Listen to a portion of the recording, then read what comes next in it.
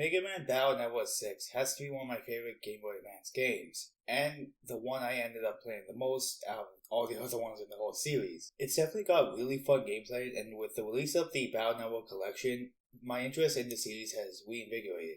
And of course, I started to look into some of the unused content in Battle Network 6, since again, it's my favorite entry. And with that, let's get into the video. And I also do want to mention I did get my information from the cutting room floor. And starting with some unused sprites, we have some unused ones for Electman.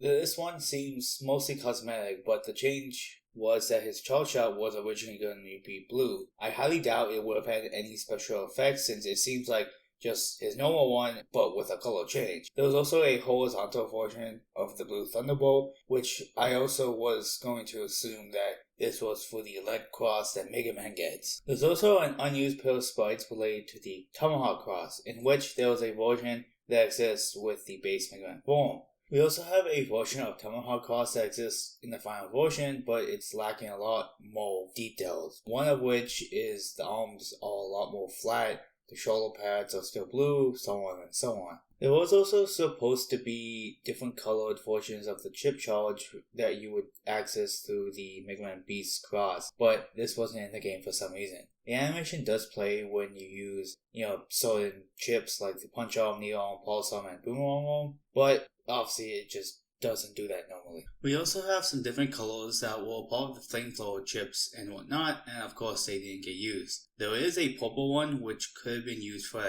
a dark portion of the crosses, but of course that also wasn't used, so who can really say? And the next one I think is pretty cool, where we have some unused viruses, and there is a pulse ball that has an unused animation.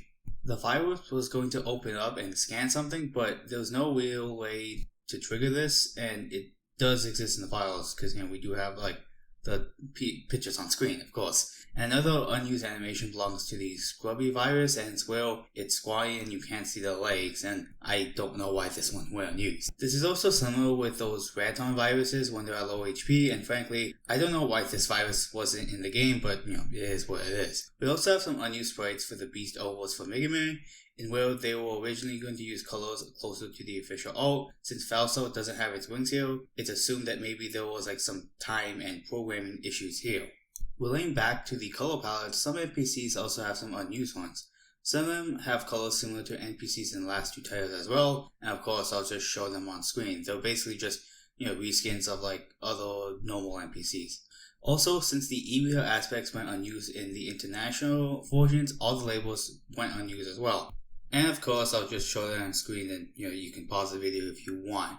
And now I think it's a good time to move on to some viruses, where one of them is a rare fan virus. This one has the ability to push and pull you, unlike the other ones that can just either push or pull. This fan was also in a virus battle, which has more rare versions, and this one, of course, wasn't picked. The next one is a part of the virus battle, the Kettle SP. This one doesn't have anything unique to it, unlike the fan virus.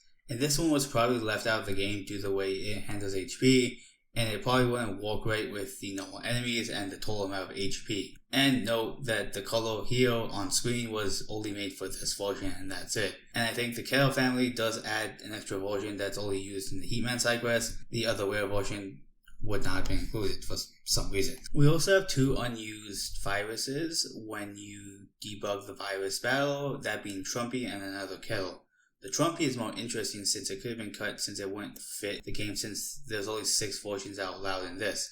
The Kettle is just most likely because of the SP version. There's also an unused Judgment tag, and I think this one is probably the most commonly known with the game, but it's still kind of interesting. This basically makes Judgment trying to limit your actions. He states what you cannot do, and if you manage to do that, he sends one of his books and he will just try to stun you. This might have made Judgment a tad harder since its attacks in-game was a lot easier to dodge. There's also some unused text in the game as well. One of them is related to some map name. All of their names are pretty similar minus the final number, those being STG6 Dungeon 1-3, and they're also assumed to be for boss areas. If there ended up being a 6th stage, we would have gotten 2 more main story bosses, bumping the final count to 6. and there isn't any information on these maps, so it's really unknown when the last 2 bosses will drop. Something else with it, the rest of the maps all named as extra, assuming they were home pages and only meant to be added as a list of accessible home pages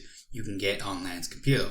We also have some text for the wireless stuff, and the files version there is a compressed text archive which seems to have been like a tutorial for the wireless connection stuff.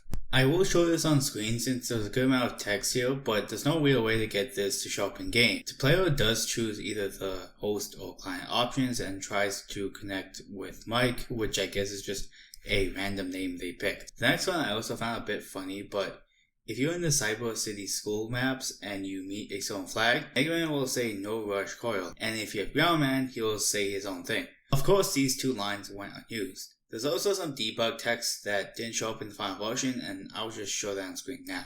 And that's pretty much all the unused content I could find for Battle Network 6. What did you guys like the most? Of course, let me know in the comments below. And again, I just want to thank you all for watching, and don't forget to like, comment, subscribe, and follow me on Twitter, which is linked down below. Again, thanks for watching, and see you guys later.